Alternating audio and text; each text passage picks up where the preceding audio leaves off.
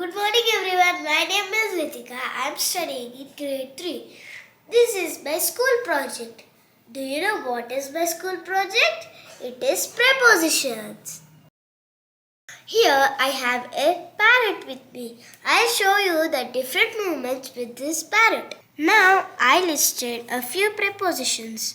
Those are to, into, towards, from, above, in front of, at, beside. I'm using a magnet to move the parrot around. See here. The parrot is going to her nest. The parrot is on the tree. On is a preposition. The parrot is under the tree. Under is a preposition. The parrot is at the flower pot.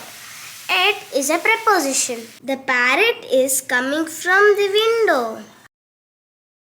The parrot is on the chair. On is a preposition. Parrot is above the chair. Above is a preposition. The parrot is going to eat the fruits. Parrot is between the fruits and the nest. The parrot is going into the house. That's it. This is my school project. Say bye-bye to the parrot. Bye.